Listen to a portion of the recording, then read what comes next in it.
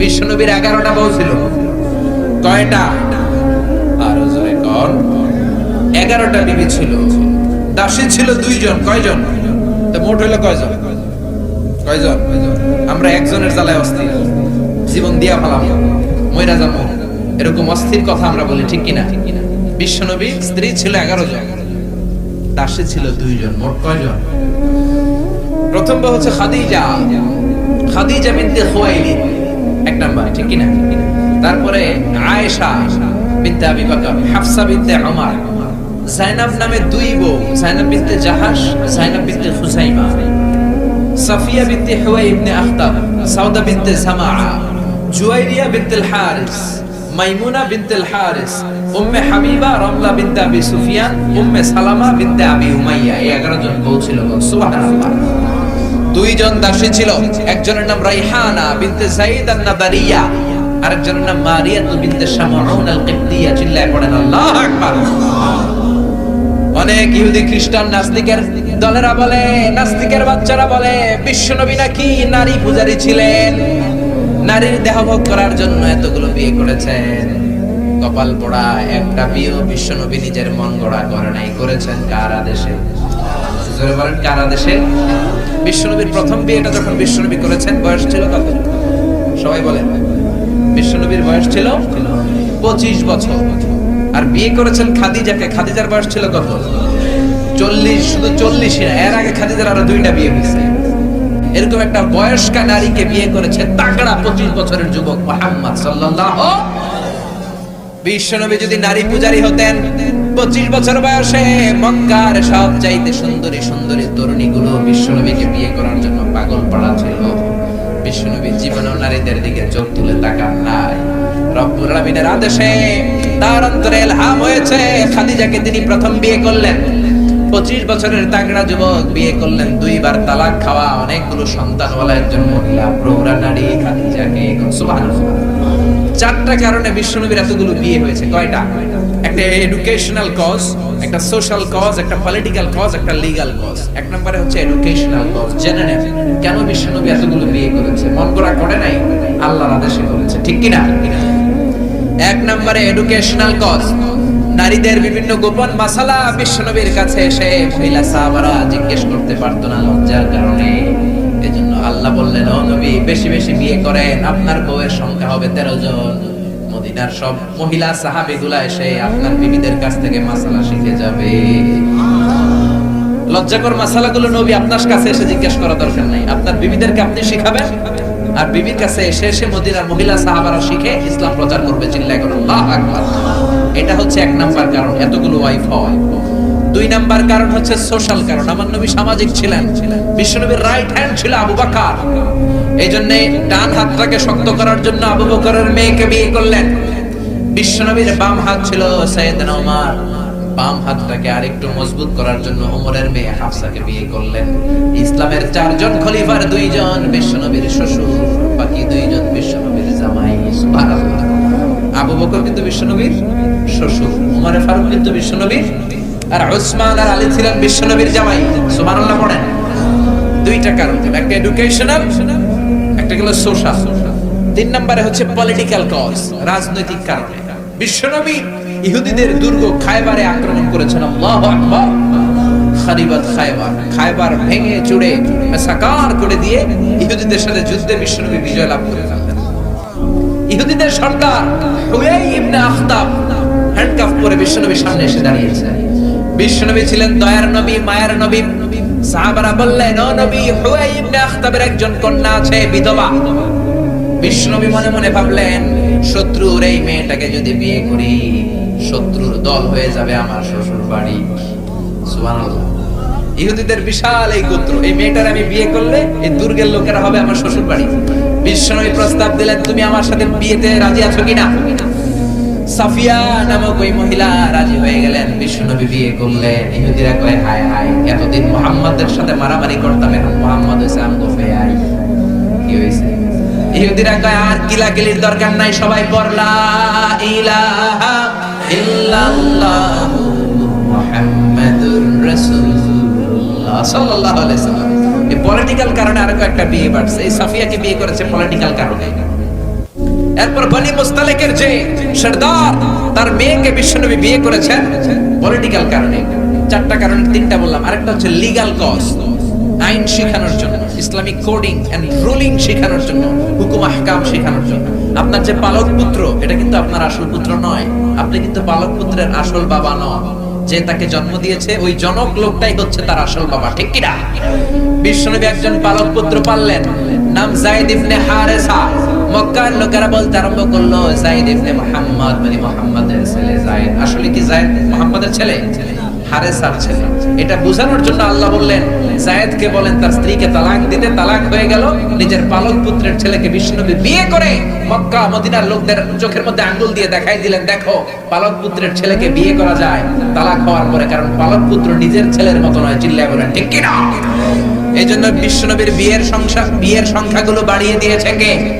প্রথম বিয়ে করলেন খাদিজাকে। বিশ্বনবী খাদিজারে এত ভালোবাসতেন, খাদিজা ইন্তেকালের পরে বিশ্বনবী যে বছরটা কাটিয়েছেন, বিশ্বনবী এটার নাম দিয়েছেন আমুল হুজন, দুঃখের বছর। যে বছর খাদিজা ইন্তেকাল করলো ওই বছরটাকে বিশ্বনবী নাম দিয়েছেন দুঃখের বছর। বিশ্বনবী খাদিজারে এত ভালোবাসতেন, দোয়া করার সময় বিশ্বনবী চোখের পানি ছেড়ে দিয়ে আল্লাহরে বলতেন, আল্লাহ কিয়ামতের ওই কঠিন দিন, যেদিন মা ছেলেরে চিনবে না, বাবা মেয়েরে চিনবে না, বন্ধু বন্ধুরে চিনবে না, পীর সাহেব মুরিদরে চিনবে না, মুরিদ পীর সাহেবরে চিনবে না, ওই কঠিন দিন আমি যেন আমার খাদিজারে ভুলে না যাই, ওই দিন যেন আমি আমার খাদিজার কথা মনে রাখি। মা আয়েশা খাদিজাকে নিয়ে খুব গায়রাত করতেন, মানে হিংসা করতেন। একদিন বললেন, ও নবী, বারবার ওই বুড়ি মহিলার কথা বলেন কেন? ওই বুড়ি তো কবে মরে গেছে, বুড়ির পরে আমাদেরকে আল্লাহ আপনার বউ বানিয়েছে, আমাদেরকে পেয়ে কি আপনি খুশি নন? ওই বুড়ির পরে সুন্দরী সুন্দরী বিবিকে আল্লাহ আপনারে দান করে নাই। বিশ্বনবী মা আয়েশার থুতনিটা চেপে ধরলেন, কোনদিন কোন বিবির গায়ে হাত তোলে না, এই প্রথম আয়েশার থুতনিটা চেপে বললেন, আয়েশা খবরদার, খাদিজার বিরুদ্ধে কোনদিন এরকম হিংসাত্মক কথা বলবো না, খাদিজার মতো আমি একটা বউ পাই নাই। চিল্লায় বলেন আল্লাহু আকবার। এটা বলছে রাগের মাথায়। আবার অন্য সময় আয়েশারও প্রশংসা করে দিয়েছে, চিল্লায় বলেন সুবহানাল্লাহ। খাদিজা যখন ইন্তেকাল করে বিশ্বনবী গোসল করালেন, কাফন হলো, দাফন হলো, কবর দিলেন, নিজে দাঁড়িয়ে দোয়া করলেন। খাদিজাকে কবর দেওয়ার পরে সাহাবারা ঘরে ফিরে যায়, বিশ্বনবী যায় না। আবু বকর বললেন, ও নবী চলেন ঘরে ফিরে যায়। বিশ্বনবী বললেন, আবু বকর তুমি যাও, আমি যাব না, কারণ যেই মহিলাটাকে মাত্র কবরে শোয়াই দিলাম সাধারণ কোন মহিলা না, আমার বিপদের দিনের সঙ্গিনী খাদিজা। মক্কায় যখন আমার কেউ ছিল না তখন ছিল সে, যখন আমার কেউ ছিল না তখন সাথী খাদিজা। কেউ আমার আশ্রয় দেয় নাই, অর্থ দেয় নাই, শেল্টার দেয় নাই, খাদিজা আমরার মতো, ছাতার মতো, মেঘের মতো আমাকে সবসময় ছায়া দিয়ে রেখেছে। মক্কার লোকেরা আমারে 3 বছর জেল খাটালো, ওই জেলখানার ভিতরে কেউ যায় নাই, খাদিজা গিয়েছে। আল্লাহু আকবার। 3টা বছর খাদিজা আমার সাথে জেল খেটেছে। আবু বকর পৃথিবীর কোন মহিলাকে রব্বুল আলামিন আরশের উপর থেকে সালাম দেয় নাই, একটা নারীকে শুধুমাত্র আরশের উপর থেকে আল্লাহ সালাম দিয়েছে, সেটা হলো আমার এই খাদিজা। সর্বপ্রথম যেই নারী আমার হাতে হাত রেখে কালিমা পড়েছে এটা হলো আমার খাদিজা। ও আবু বকর তুমি ঘরে ফিরে যাও, আমি যাব না, আমি নবী দাঁড়িয়ে থাকবো। খাদিজার কবরের 3টা প্রশ্নের জবাব, মার রব্বুকা ওয়া মা দীনুকা ওয়া মান হাদার রাজুল, এই খাদিজার কবরের 3টা প্রশ্নের জবাব আমি নিজে দিয়ে তারপরে আমি ঘরে যাব রে আবু বকর। সাইয়েদনা জিবরাইল এসে বললেন, ও নবী আপনি ঘরে ফিরে যান, আল্লাহ জানিয়ে দিয়েছে আপনার আর দাঁড়িয়ে থাকার দরকার নাই, ঘরে ফিরে যান, আবু বকরের সাথে আপনি চলে যান। আল্লাহ জানিয়ে দিয়েছে খাদিজার কবরের 3টা প্রশ্নের জবাব আরশের উপর থেকে আল্লাহ নিজেই দিয়ে দিবে। কি ভালোবাসতো খাদিজাকে। খাদিজার পরে বিশ্বনবী যাকে ভালোবাসতো সে হচ্ছে আয়েশা, সবচেয়ে বেশি ভালোবাসতো। বিশ্বনবী বলেন, উরিতু কি সালাসালা ইয়া আয়েশা, আয়েশা বিয়ের আগে আমি রাতে তোমার 3বার স্বপ্নে দেখেছি। বুখারীর বর্ণনা। কয়বার? এই 3বার স্বপ্নে দেখার পর তোমার চেহারাটা জান্নাতের একটা রেশমি কাপড়ে এনে জিবরাইল বলল, বিশ্বনবী দেখুন তুমি এটারে কেমন লাগে? আমি বললাম ভালো লাগে।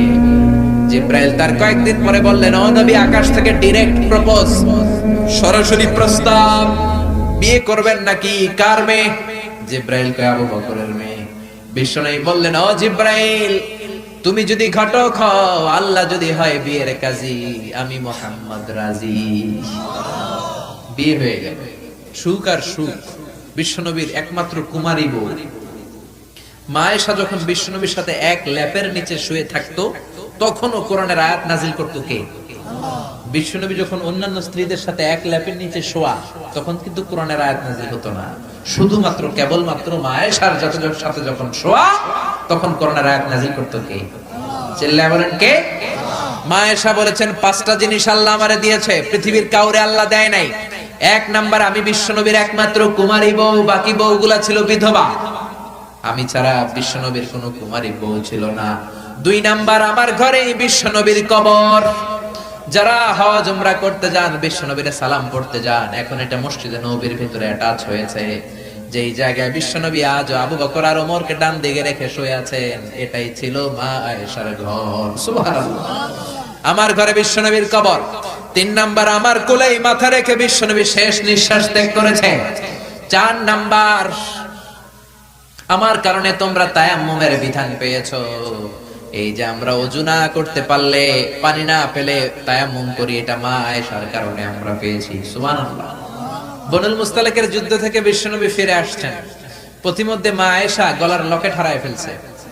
লকেট চিনেন নাকি চেইন চিনেন? হার চিনেন? হার, আচ্ছা হার, স্বর্ণের হার হারায় ফেলছে। বিশ্বনবী বলেন, কাফেলা থামাও, আমার স্ত্রী হার হারিয়েছে, হার খোঁজো। সবাই হার খুঁজতে খুঁজতে ওদিকে মাগরিবের সময় চলে যায়। এখন কি করবে? যেই জায়গায় হার হারাইছে ওই জায়গায় পানিও নাই, পানি অনেক দূর। বিশ্বনবীর প্ল্যান ছিল কাফেলা যেতে যেতে পানির জায়গায় থামবো, ওযু করে নামাজ পড়বো। কিন্তু হার খোঁজার কারণে এখন পানিও নাই। তখনও তায়াম্মুমের বিধান মুসলমানরা জানে না, আল্লাহ জানায় নাই, নাজিল করে নাই। সবাই আবু বকরকে বকাবকি শুরু করলো, আবু বকর দেখো তোমার মেয়ের কাণ্ড, তোমার মেয়ের হার হারিয়ে যাওয়ার কারণে আজকে আমাদের সবার নামাজ কাজা হবে, বিশ্বনবীর নামাজ কাজা হবে। কি কাজ করলো তোমার মেয়ে? আবু বকর যে আয়েশারে ধমকাতে লাগলো, আয়েশা কি করলি? আল্লাহ সাথে সাথে আবু বকরকে ধমক দিয়ে কোরআনের আয়াত নাজিল করলো, আবু বকর আয়েশারে ধমক দিও না, আয়েশারে ধমক দিলে আমার আরশ কেঁপে যায়। فإن لم تجدوا ماء فتيمموا صعيدا طيبا। আয়েশার সম্মানে আল্লাহ আয়াত নাযিল করলেন, فإن لم تجدوا ماء, এখন থেকে সফরে কোথাও যদি ওযুর জন্য তোমরা পানি না পাও, মাটি দিয়ে তায়াম্মুম করে নামাজ পড়বা, কবুল করে নিবে কে? এজন্য মা আয়েশা বলতেন, এমন গুণগুলো আল্লাহ আমাকে দিয়েছে, বিশ্বনবীর কোন বিবিকে আল্লাহ এই গুণগুলো দেয় নাই। এত ভালোবাসতো বিশ্বনবী আয়েশাকে, 1 বালতি থেকে পানি নিয়ে দুইজনে গোসল করতো। 1 বালতির মধ্যে পানি নিয়ে 1 মগ দিয়ে বিশ্বনবী মাথায় পানি ঢালে, আর 1 মগ দিয়ে মা আয়েশা ঢালে। গ্লাসের যেই জায়গায় ঠোঁট লাগিয়ে মা আয়েশা পানি খেত, ওই জায়গাটা খুঁজে খুঁজে বিশ্বনবী ওনার ঠোঁট লাগিয়ে পানি খেতেন। সুবহানাল্লাহর আস্তে কয়ে, কত রোমান্টিক ছিল আমার নবী। মা আয়েশা ওটের হাড্ডি পছন্দ করত, ওটের হাড্ডি চুষে চুষে যে হাড্ডিটা মা আয়েশা রেখে দিত, ওই চোষা হাড্ডিটা নিয়ে বিশ্বনবী আবার চুষতে শুরু করে দিতে। রাতের বেলা দুষ্টামি করতেন মা আয়েশার সাথে। মা আয়েশাকে ছোট্ট বয়সে বিয়ে করেছেন, 9 বছর বয়স। মা আয়েশা তখনও পুতুল খেলা ছাড়তে পারে নাই। বিশ্বনবী নিজে পুতুল কিনে দিতেন, বলতেন আয়েশা খেলো। আয়েশার বান্ধবীরা যখন ঘরে আসতো, বুখারীর বর্ণনা, বিশ্বনবী আয়েশার বান্ধবীদের জন্য ঘরটা ছেড়ে দিতেন, চলে যেতেন বাইরে। আয়েশা তার বান্ধবীদেরকে নিয়ে খেলাধুলা শেষ করলে আবার বিশ্বনবী ঢুকতো। চিল্লায় এখন সুবহানাল্লাহ। মা আয়েশা তীর খেলা দেখতে পছন্দ করতো। বিশ্বনবী, বুখারীর বর্ণনা, মা আয়েশাকে কাঁধে তুলে এক পর্দার এক পাশ দিয়ে ফাঁক করে বলো, আয়েশা যতক্ষণ মনে চায় তীরের খেলা দেখো। দীর্ঘক্ষণ দেখার পরে মা আয়েশার কাঁধে উঠতে পারে না। বিশ্বনবী বললেন, ও আয়েশা, মন ভরে তীর খেলা দেখা হয়েছে নাকি? আয়েশা বললেন, দেখা হয়েছে। তখন বিশ্বনবী কাঁধ থেকে তার ওয়াইফকে নামিয়েছেন। সুবহানাল্লাহ। রাতের বেলা ছোট্ট একটা ঘর।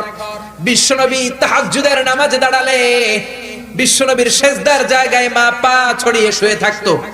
বিশ্বনবী লম্বা সময় কেরাত করে, রুকু করে, সেজদা দেওয়ার জায়গা নাই, কারণ সেজদার জায়গায় মা আয়েশার পা বিছানো আছড়া নাই। বিশ্বনবী মা আয়েশার পায়ের মধ্যে চিমটে দিত। মা আয়েশা পা দুইটা গুটিয়ে নিলে বিশ্বনবী সেজদা দিত। আবার সেজদা দিয়ে উঠে গেলে মা আয়েশা পা বিছিয়ে শুয়ে পড়তো। সুবহানাল্লাহ পড়বেন না? কি সুন্দর ছিল ওনাদের সংসার, কি ভালোবাসা ছিল। স্বামী স্ত্রীর পারস্পরিক সম্পর্ক তো আমরা বিশ্বনবীর জীবনী থেকে শিখবো, সাহাবাদের জীবনী থেকে শিখবো, ঠিক কি না?